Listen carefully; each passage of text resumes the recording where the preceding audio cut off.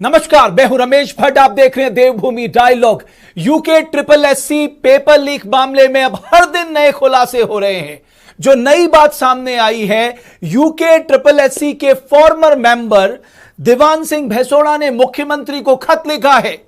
उस खत में देवान सिंह भैसोड़ा ने लिखा है कि 2016 में जो ग्राम विकास अधिकारियों की भर्ती हुई थी उसमें घपला हुआ था। हालांकि वो री एग्जाम बाद में करा दिया गया, लेकिन उस दौरान जो फॉरेंसिक रिपोर्ट में जो सच सामने आया, जिसमें यह स्पष्ट तौर पे कहा गया कि ओएमआर सीट से कई बार छेड़छाड़ की है, यह फॉरेंसिक रिपोर्ट से सामने आया। उसकी रिपोर्ट के बाद जो विजिलेंस ने 2018 में कार्रवाई के लिए विजिलेंस को सौंपा गया था, उस पर कोई कार्रवाई क्यों नहीं हुई। उन्होंने कहा कि अगर उस समय कार्रवाई हो जाती तो शायद हम इस नेक्सस को वहीं पकड़ लेते। दोस्तों, मुझे लगता है कि जितनी सीधी तरीके से यह पूरा मामला दिख रहा है यूके ट्रिपल एससी का, वो है नहीं। यह कैश फॉर जॉब स्कैम बहुत पहले से यूके ट्रिपल एससी में चल रहा था और इसी के चलते कई बार महेश चंद्रा जी और देवान सिंह भैसोड़ा जी दोनों मेरे साथ देवभूमि डायलॉग के मंच पे जुड़ रहे हैं। आप दोनों यूके ट्रिपल एससी के फॉर्मर मेंबर रह चुके हैं। भैसोड़ा साहब, बहुत धन्यवाद। चंद्रा जी, आपका भी बहुत बहुत धन्यवाद देवभूमि डायलॉग से जुड़ने के लिए। महेश चंद्रा जी, अचानक आपको कैसे ख्याल आया कि साहब आपको चिट्ठी लिखनी चाहिए, और जो विजिलेंस को जब जांच करने के लिए सौंपा गया था उसने उस पर एक्शन नहीं लिया? कब आपको ऐसा लगा कि आपको मुख्यमंत्री को लिखना चाहिए, और इसके पीछे आपको क्या लगता है कि यह कहीं ना कहीं मामला तब दबा दिया गया? आप मुझसे पूछ रहे हैं? मैं चंद्रा जी से भैसोड़ा जी आपसे पूछ रहा हूं मैं।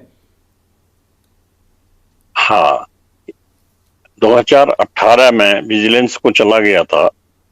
उसके बाद बीच में कई इंस्पेक्टर्स उसके बदले हमसे वो हमारी बातें जानने लगे टेलीफोन से।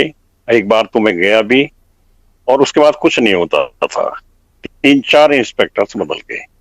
इधर जो नया ये स्नातक स्तरीय परीक्षा के पेपर लीक मामला आया, इसमें मुझे लगा कि यही समय है। यदि पुरानी, जैसे आपने कहा, मैंने लिखा भी है, यदि 2016 में ही दोषियों को दंड दिया जाता तो शायद ये आगे अच्छा चल रहा होता आयोग।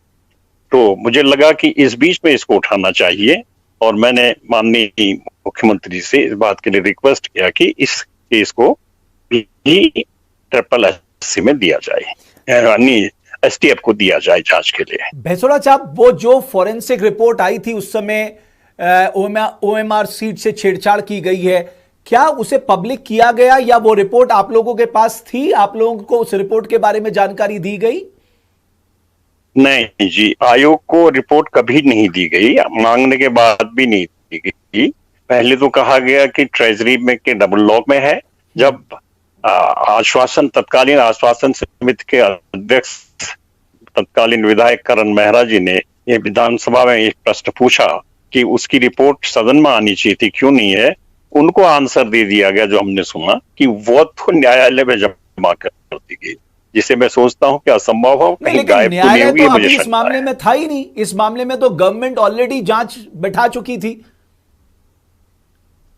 हाँ, जांच बैठा दी। जांच का एक लेटर मात्र आया, उस लेटर को ही कोर्ट में आयोग द्वारा दिया गया। जांच रिपोर्ट आयोग तक नहीं पहुंची, और न वो पब्लिक डोमेन में आई, और न उसको विधानसभा पटल में रखा गया। ओके, महेश चंद्रा जी, मैं आपसे जानना चाहता हूं कि मेरे संज्ञान में आया है कि जो पहली 2016 में जो ग्राम विकास अधिकारी की भर्ती की गई थी, उसमें जो हाईएस्ट मार्क्स लेके आया था, नियर अबाउट 98.5% मार्क्स लेके आया था, जब री एग्जाम हुआ तो वो -0.02 के आसपास नंबर लेके आया। थोड़ा ये क्लासिक एग्जाम्पल मुझे लग रहा है करप्शन का, और किस तरह से पूरा खेल होता है। जरा इसके बारे में आप जानकारी दे सकते हैं?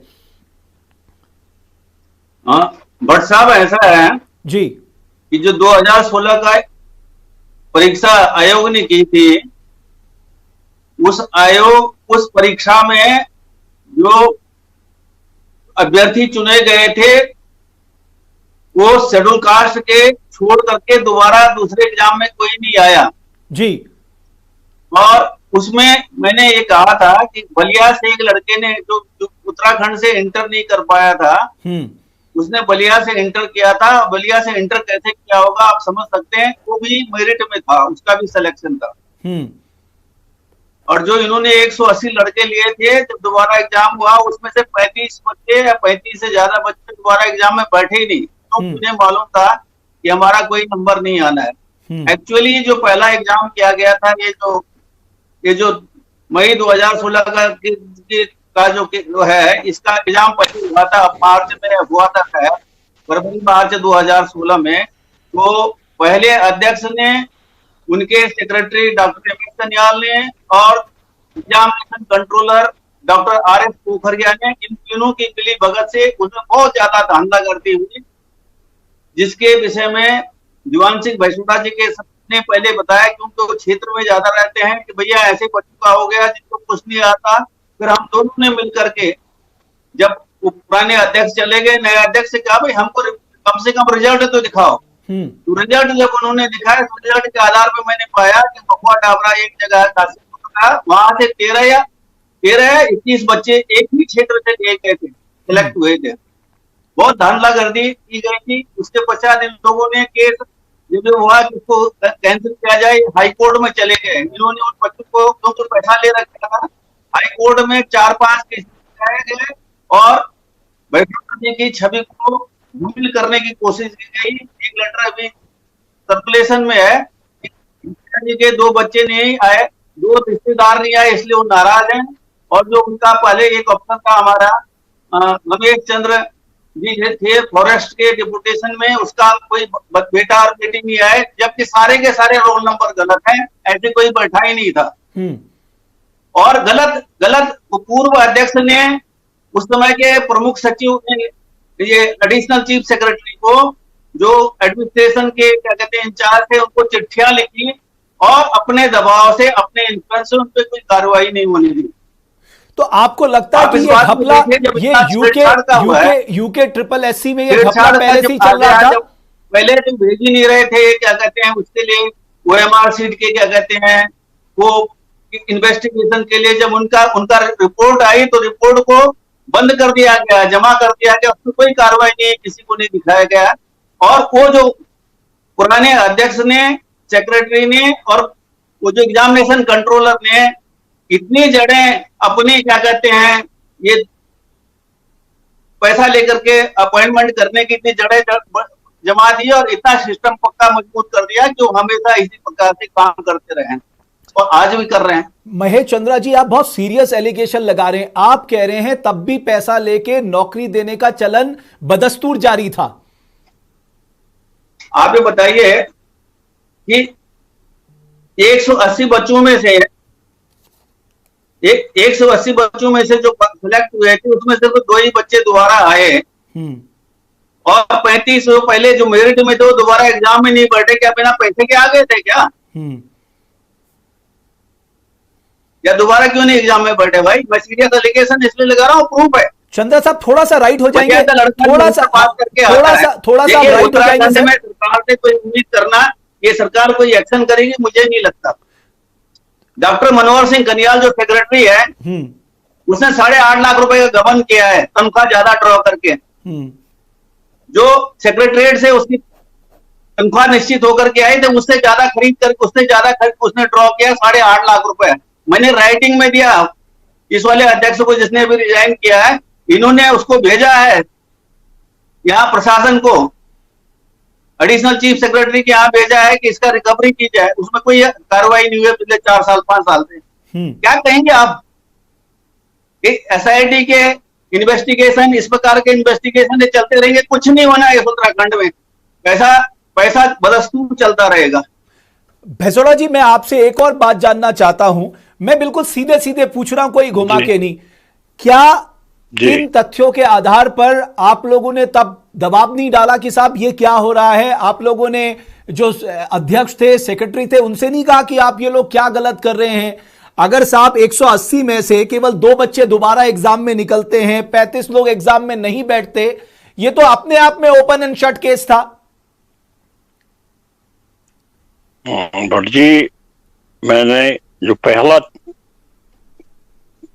परीक्षा की गई आयोग द्वारा ट्रेजरी के असिस्टेंट अकाउंटेंट की थी जी।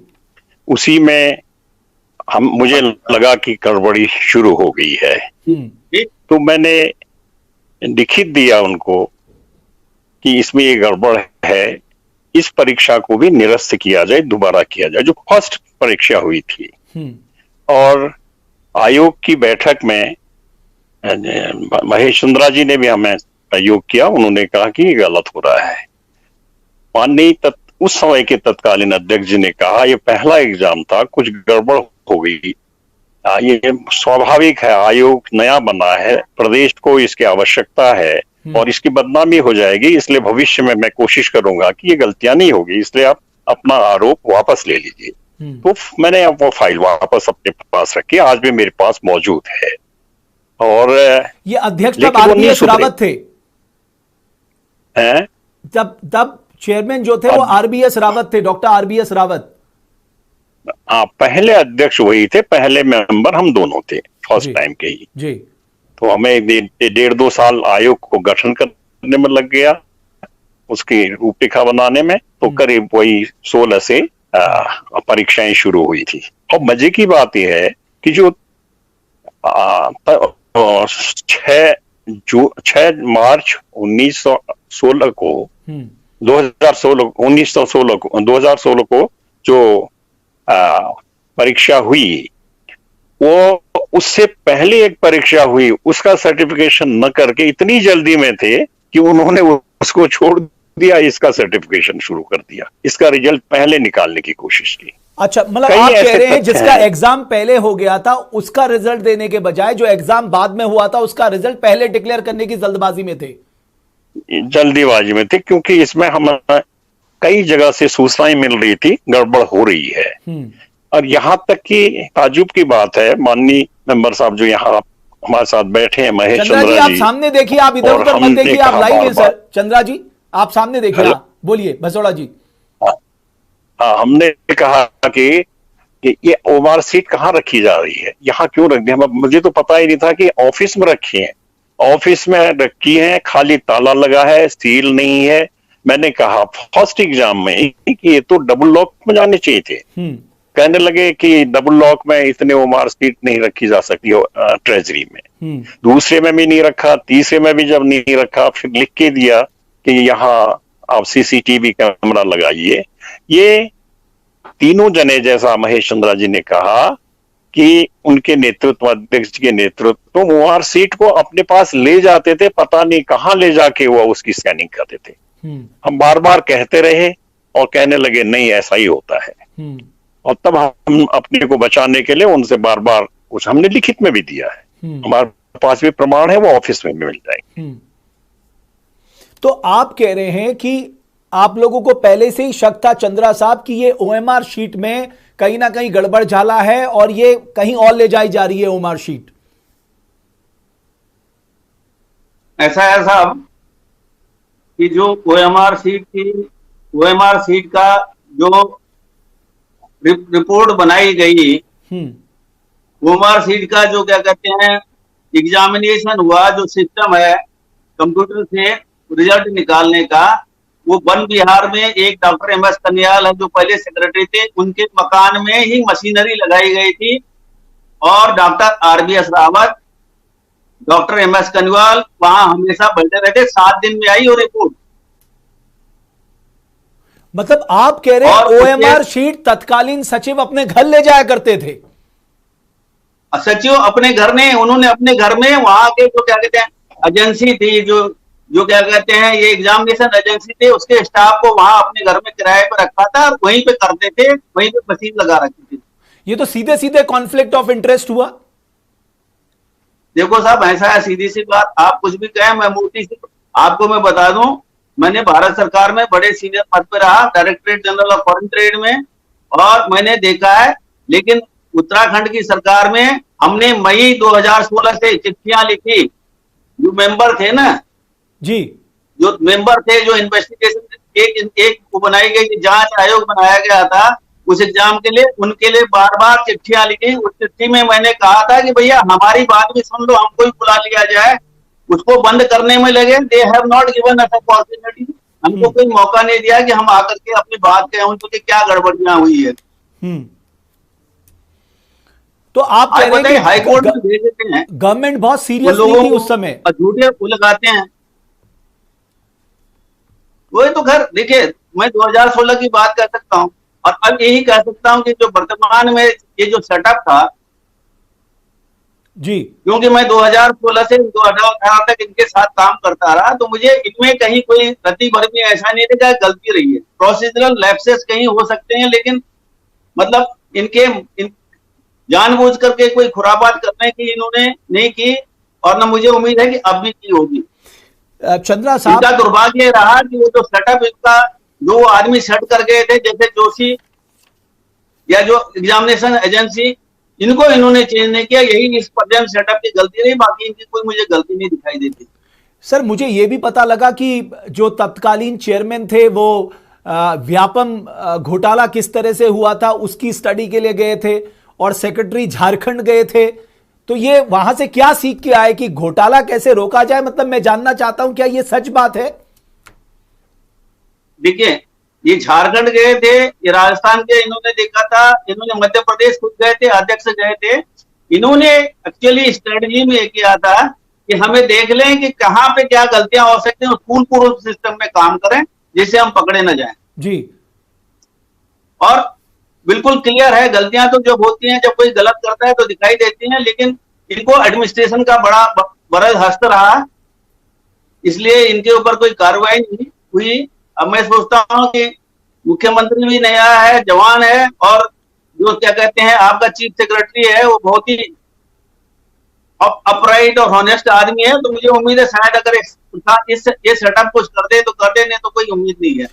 चंद्र साहब, मैं बहुत ज्यादा उत्तराखंडी लोग कह रहे हैं कि साहब ये जिस तरह का घपला हुआ है, इतने बड़े लोग इसमें शामिल हैं, स्टेट एसटीएफ क्या इस पे जस्टिस कर पाएगी? आपको लगता है कि ये स्टेट की पुलिस के दायरे से हटाकर इसको लाजा एजेंसी को देना चाहिए ताकि जो पॉलिटिकल प्रेशर है उससे भी बाहर निकला जा सके और इस मामले में दूध का दूध और पानी का पानी हो सके?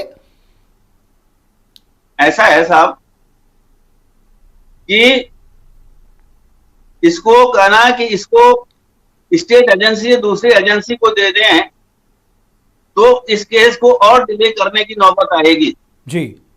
अगर इस समय का जो हेड है, चीफ मिनिस्टर और एडमिनिस्ट्रेटिव हेड, चीफ सेक्रेटरी और पुलिस हेड, डीजीपी, अगर ये तीनों सोचे आपस में बैठ के मनसा कर लें कि हमें इसमें करना है, तो कौन सा बड़ी बात है भाई? चोर तो चोर है, वो चाहे कोई भी हो।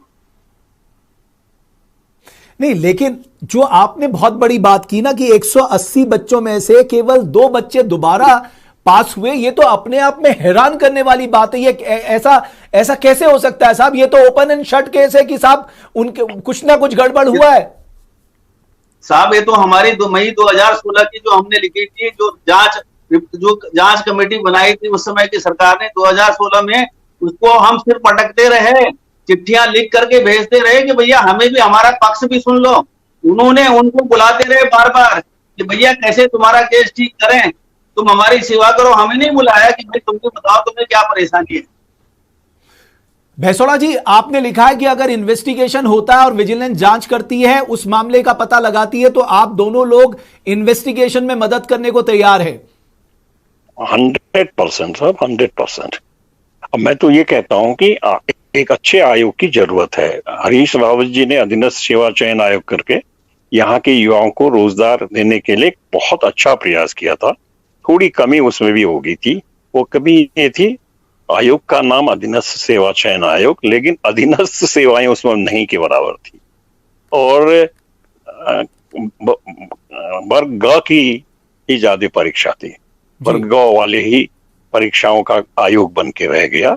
इसको और जोड़ने की जरूरत थी और इसमें ईमानदारी हो सकती है। जो नए अध्यक्ष आए, एस राजू जी या संतोष बडौनी जी सचिव आए, इस 2-1 साल के अंदर बहुत अच्छा, बिल्कुल पारदर्शिता के साथ कई परीक्षाएं हुई और उसमें बच्चे जो भी परीक्षार्थी से फेल भी होते थे उन्होंने ऐसी व्यवस्था भी की कि किसी को शक है तो उनके कॉपियां भी दिखा देते थे दोबारा, तो सब संतुष्ट थे। पता नहीं इस बीच में फिर ये जो एग्जामिनेशन एजेंसी है इसके थ्रू क्या क्या हुआ, इसको मैं नहीं जान सकता हूँ। ये बड़ा दुर्भाग्य। लेकिन आप लोग ये कह रहे हैं कि एस राजू और मिस्टर बडूनी जो हैं वो ईमानदार लोग थे, वो अपनी ओर से इस संस्था को मजबूत करना चाहते थे, करप्शन फ्री करना चाहते थे। जी जी जी, और किया उन्होंने।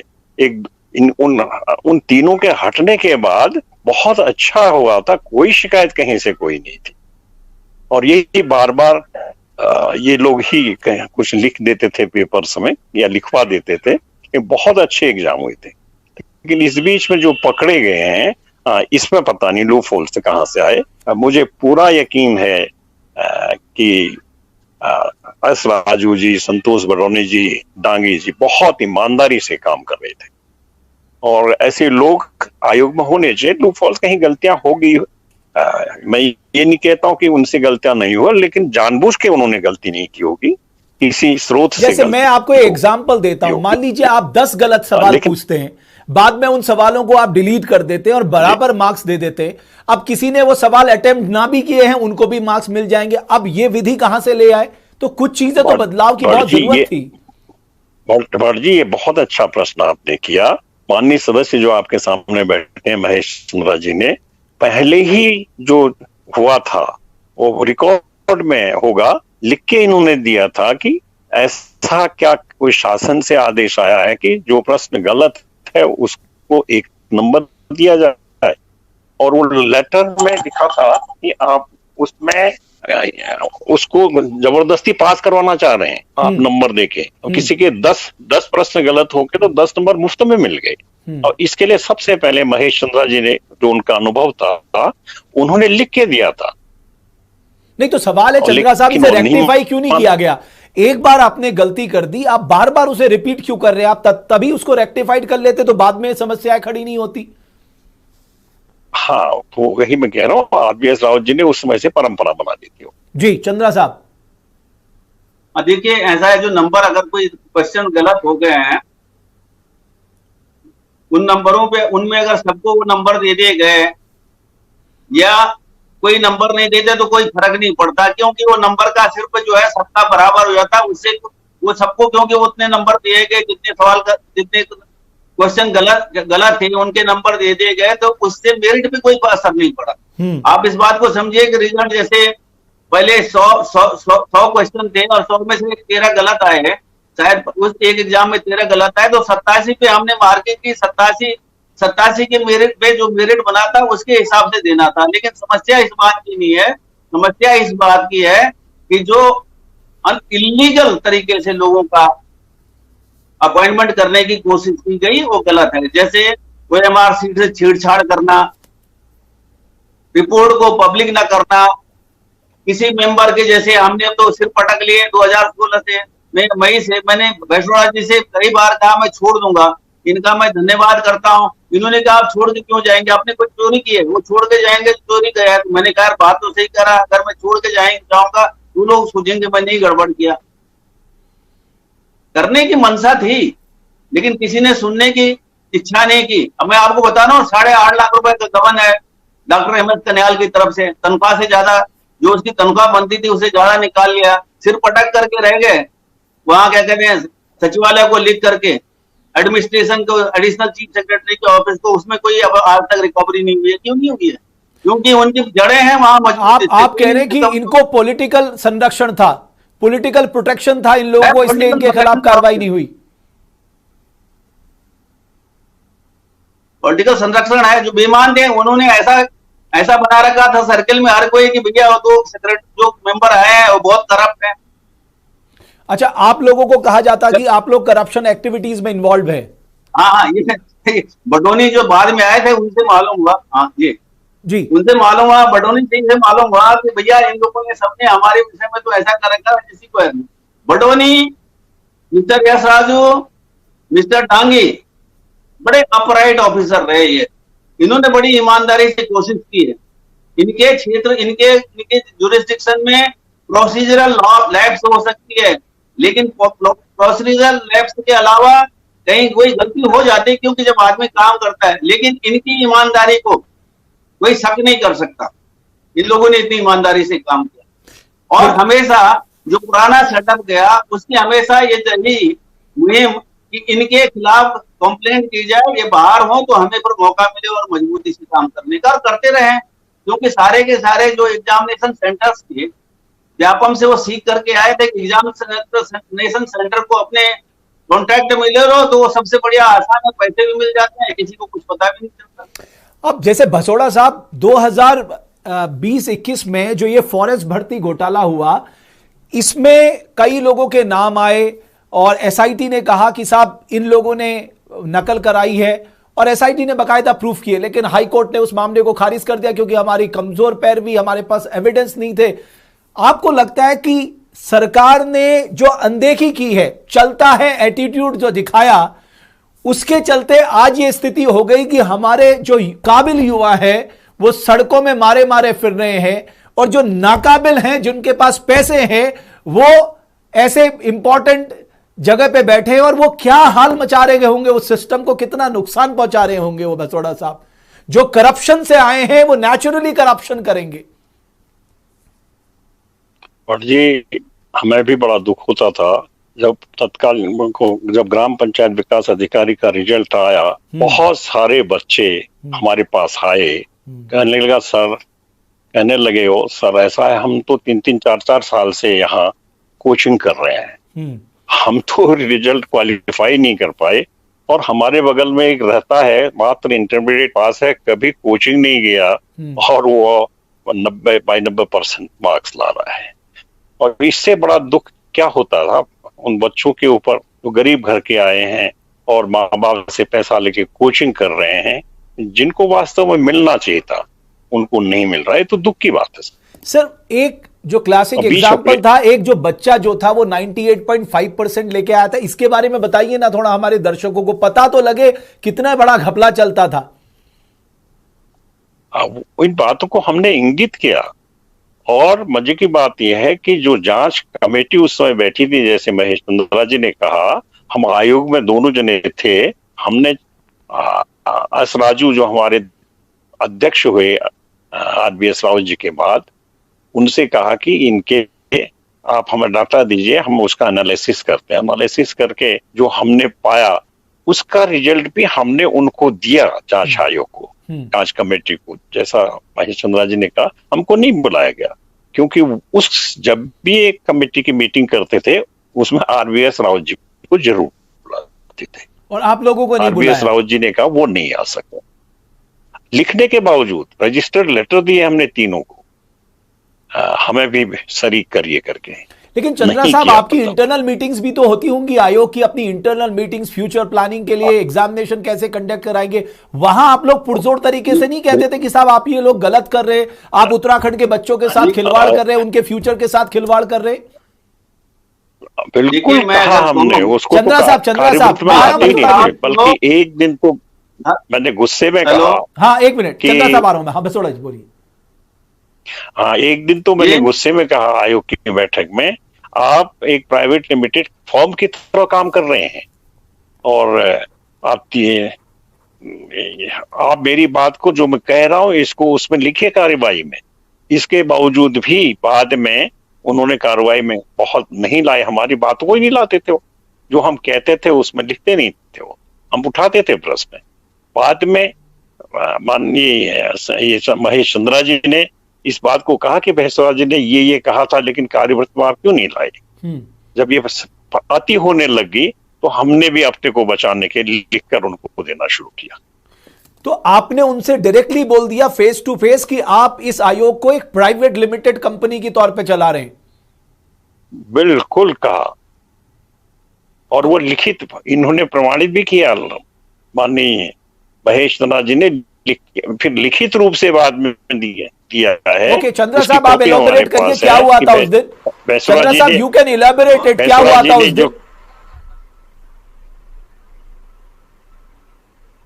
हेलो हाँ चंद्रा साहब आपका कैमरा ऑफ हो गया। चंद्रा साहब आप दोबारा अपना कैमरा ऑन कर लीजिए। तो भैसोड़ा साहब, जब आपने कहा इन लोगों से कि आप प्राइवेट लिमिटेड कंपनी की तरफ चला रहे हैं, तो उनका क्या रिएक्शन था? रिएक्शन ये था कि उनको आश्चर्य हुआ कि ऐसा भी बोल सकते हैं हम लोग। ओके। जब अति होती है तो कहना ही पड़ा। तो आपने लेकिन उसके क्वेश्चन नहीं बावजूद किया, भी उन्होंने आपने क्वेश्चन नहीं किया कि साहब आप ओएमआर सीट अपने घर कैसे ले जा सकते हैं? अरे साहब, कई बार कहा, तभी तो हम पीड़ित ज्यादा रहे। उसके बाद ही तो हम लोगों ने फिर लिख के देना शुरू किया। हम तब तक बैठक में कहते थे, वैसे कहते थे। महेश चंद्रा जी ने कहा आयोग बदनाम हो सकता है, बैठ के इन बातों को तय कर लीजिए कि किस ढंग से क्या होना चाहिए करके। ओके, चंद्रा तो साहब, आप एलोबरेट करेंगे क्या हुआ था उस दिन? जी, आप एलोबरेट करेंगे? जो भैसोड़ा साहब कह रहे हैं कि उन्होंने कहा कि साहब आप एक प्राइवेट लिमिटेड फर्म की तरह इस आयोग को चला रहे। देखिए, घर नहीं ले गए थे। घर कहना गलत है। मैंने आपसे कहा कि डॉक्टर मनोहर सिंह कन्याल जो सेक्रेटरी थे, उनका वन विहार में अपना मकान है। उस मकान में एग्जामिनेशन एजेंसी के कर्मचारी को उन्होंने किराए पे दे रखा था। और जब ये ओएमआर सीट का स्क्रूटनी की बात है, इनके क्या कहते हैं एग्जामिनेशन की बात आई, तो जो मशीन मंगाई गई वो उसी स्थान पर रखी गई। 7 दिन तक रखी गई, 8 दिन तक रखी गई, और 7-8 दिन तक ये लोग रिसर्च करते रहे कि भाई किसका सिलेक्शन करना है, किसका नहीं करना है। ये सब बातें जो हैं, ये ऐसा है, मैं तो भारत सरकार में रहा हूं, जहां लिखत पढ़त पे विश्वास होता है। मैंने कई कंप्लेंट लिखी हैं जिन पे आज तक कोई कार्रवाई नहीं हुई है। और अगर कार्रवाई उस समय वक्त मौके पर हो जाती तो ये जो गंदगी आज इतनी फैली है, नहीं फैलती। लेकिन अभी तब जो होता था उससे तो अभी अलग हो रहा है। अभी तो नकल माफिया हावी हो चुका है। नकल माफिया ने नए नए तरीके इजाद कर लिए हैं। ऑनलाइन कराने वाली एजेंसी के साथ सांठगांठ कर ली है। उन अभ्यर्थियों को पहले पेपर लीक कर दिया जाता है। सर, आप लोगों का अनुभव है, इससे कैसे बचा जा सकता है? यानी आने वाले समय में हम अपने भविष्य को, बच्चों के भविष्य को देखते हुए ये जितनी प्रकार की जो तरीके निकाल लिए हैं भ्रष्टाचार के, इससे कैसे आयोग को बचाया जा सकता है? चंद्रा साहब, आपसे शुरुआत करता हूं मैं। आप मुझसे पूछ रहे हैं चंद्रा साहब, आपसे। देखिए, ये जो जहां पे अगर सेटअप ईमानदार हो, अगर चेयरमैन, सेक्रेटरी और एग्जामिनेशन कंट्रोलर और उनके मातहत ईमानदार हो, तो कोई गड़बड़ नहीं हो सकती है। ये पुराने सेटअप, इस सेटअप ने, ये जो वर्तमान चेयरमैन थे, इनसे सिर्फ एक ही गलती हुई कि इन्होंने जो एग्जामिनेशन एजेंसी पुराना वाला अध्यक्ष कर गया था, उसी पे कंटिन्यू किया। और मैंने इनसे कहा था कि इसको कैंसिल कर दो, इसको हटा करके दूसरी कर लो, नहीं तो आगे पीछे पछताओगे। अच्छा, आपको शक था कि ये एजेंसी गड़बड़ है? आपको तब शक था ये एजेंसी गड़बड़ है? एजेंसी, देखिए ऐसा है कि एजेंसी जो अगर जिसको मैंने रखा हो मेरे प्रति वफादार होगा, या जो आपको आप बाद में काम करें आपके प्रति वफादार होगा। आप इस बात को देखिए, इस एजेंसी में हमने, मैं और मिस्टर भैसोड़ा की साथ कमेटी बनाई थी पुराने अध्यक्ष ने, और कहा था कि इनको कितने पैसे देने चाहिए। जो आए थे कोटेशन, उसके आधार पर इस कंपनी ने सिर्फ 150 रुपए या 158 रुपए मांगे थे, तो हमने इसको अप्रूव किया था कि सबसे कम है। और चेयरमैन ने अपने आप अपने कहां से कैसे कर दिया, उसने 158 से 358 या 250 या 350 कर दिया। अरे भाई, जब कमेटी ने दे रखा है, गवर्नमेंट सेटअप में ये होता है, जो कमेटी देती है, that decision is binding and final, and if अगर उसको नहीं माना गया तो उसके कारण दिए जाते हैं, तो दोबारा कमेटी बनाई जाती है। तो 158 से पहले एग्जाम में दाम कैसे इतने ऊपर चले गए, लाखों करोड़ों रुपए का हर बार ज्यादा पेमेंट किया गया एजेंसी को। तो जनरली सीधी सी बात है कि जिसने 158 रुपए दिए, उसके 258 हो गए, तो 100 रुपए के हिसाब से एप्लीकेशन उसको ज्यादा मिला ना। ठीक बात। तो जिसने किया है उसको जरूर 150-100 रुपए में ज्यादा मिला, कुछ मिला होगा तभी तो किया उसने। लेकिन मेरे को पॉइंट ऑफ इन्वेस्टिगेशन। बिल्कुल सही बात है। आप कैसे 200 रुपए बढ़ा सकते हैं एक झटके में, जब आपकी कमेटी ने 158 रुपए अप्रूव किया है? तो भैसोड़ा साहब, हो सकता है 158 में, हाँ 158 में हो सकता है कि फिगर में कुछ थोड़ा सा हल्का फुल्का फर्क हो, लेकिन इसी प्रकार से बता गया। फैक्ट यही है कि 1 के 2 कर दिए गए। एक भैसोड़ा साहब, एक और बात बताइए। मुझे पता लगा कि जब आरबीएस रावत ने इस्तीफा दिया तो उन्होंने अपने को करप्शन के खिलाफ एक क्रूसेडर के तौर पे दिखाया था। तो आप जो लोग सीरियस एलिगेशन लगा रहे हैं उनके ऊपर, ये तस्वीर तो बिल्कुल जुदा दिखाई दे रही है। उन्होंने ये सोच लिया था कि हरीश रावत सरकार गिर रही है, 10 तारीख को फ्लोर टेस्ट होना था, और हम लोगों ने जो लिख के दिया था, इनको लगा कि वो बीजेपी की सरकार बन जाएगी, इसलिए मैं इस्तीफा दे दूं, बीजेपी के फेवर में चले जाओ ताकि वो मुझे बचाएंगे। लेकिन उनका दुर्भाग्य था, हरीश रावत सरकार फ्लोर टेस्ट में बच गई। तो इसलिए उनकी तो आदत ही थी। मैं 6 महीने तक उनकी तारीफ करता रहा। पंतनगर यूनिवर्सिटी में गया मैं, वो इतना अच्छा बोलते हैं, शिक्षित हैं और आदमी को अपने जाल में फंसाते हैं। और हमसे कहने लगे, शुरू में ऑफिस ही नहीं मिल रहा था, तो एक आध मीटिंग तो हमने गोविंद सिंह कुंजाल जी के घर के ऑफिस में किया था, तीनों जने ने आयोग की बैठक। तो पूछने लगे कि किस तरह से आयोग चलना चाहिए। हमने कहा कि उत्तराखंड में एक ऐसे आयोग की जरूरत है जिनमें कोई पैसा दिए बगैर सिलेक्शन हो जाए, गरीब का बच्चा भी यदि योग्य है वो भी निकल जाए। और उसी दिन से उन्होंने सोच लिया कि इनके साथ रहने से कमाई धमाई नहीं हो सकती है शायद। और एक सचिव तत्कालीन एक आए थे, उनका नाम बोलना भी बता देंगे, महेश चंद्रा जी, उनको इन्होंने हटवा दिया।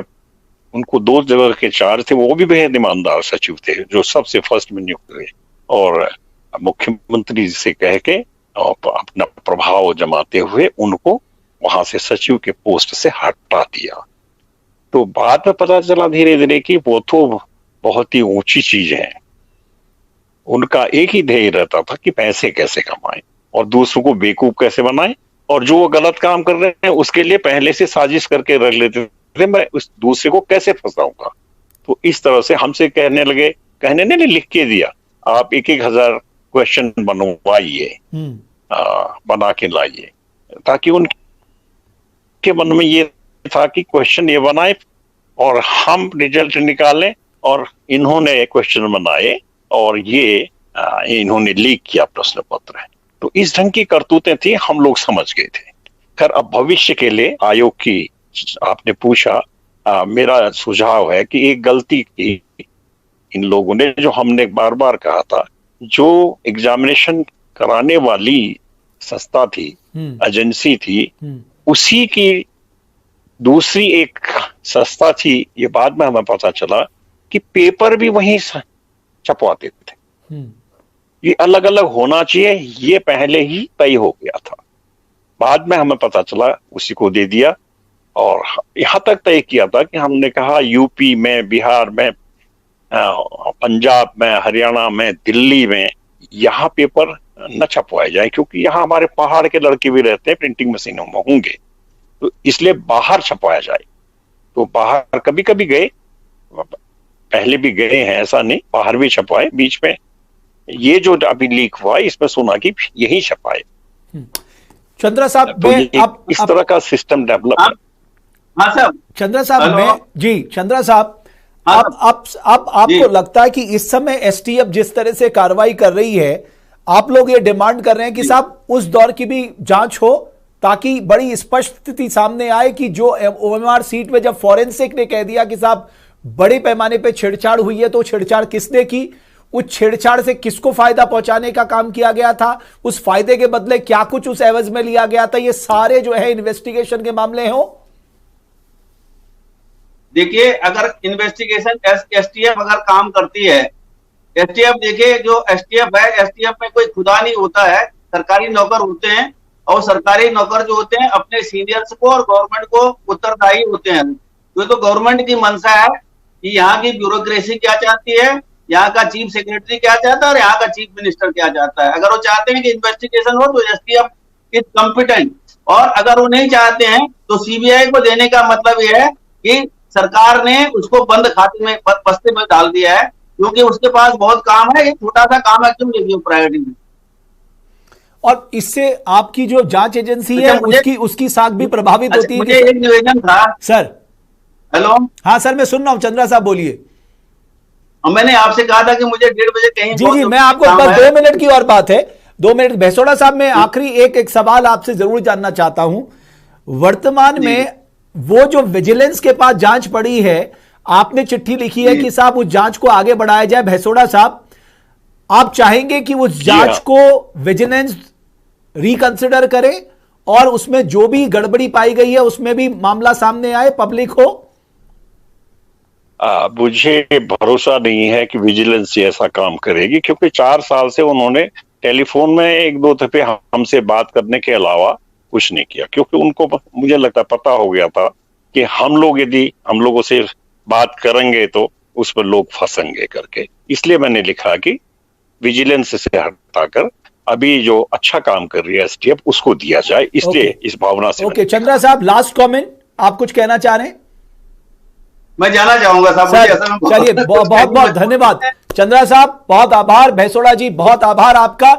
लेकिन आपने जो सीरियस एलिगेशन लगाए हैं, ये एक बड़ी जांच का विषय है, और ये जिस तरह से मामला अब रोजाना खुल रहा है, जो एक्सपोजे आज आपने देवभूमि डायलॉग में किए हैं, जो खुलासे आप लोगों ने देवभूमि डायलॉग में किए हैं, मैं आपको यकीन दिलाता हूं कि हम इसको आगे बढ़ाएंगे। और जो विजिलेंस के पास जो जांच रुकी हुई है, वो जांच भी सामने आनी चाहिए कि आयोग में पहले से ही पैसे लेके नौकरी देने का खेल चल रहा था।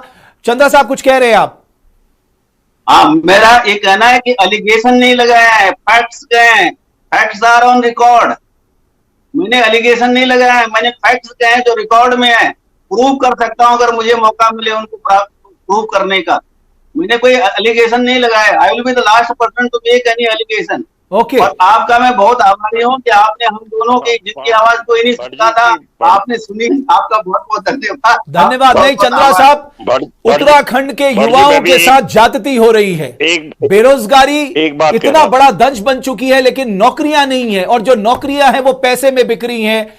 उन लोगों के खिलाफ जो पैसा लेकर हमारे उत्तराखंड के युवाओं की नौकरी खा रहे हैं, जो काबिल लोगों को पीछे धकेल रहे हैं, उनको छोड़ना नहीं, और उसके लिए दिन रात हम लोग एक कर देंगे, क्योंकि यह मसला मेरी देवभूमि उत्तराखंड से जुड़ा है, मेरे उत्तराखंड के भविष्य से जुड़ा हुआ है। भैसोड़ा साहब, आप कुछ कहना चाह रहे हैं?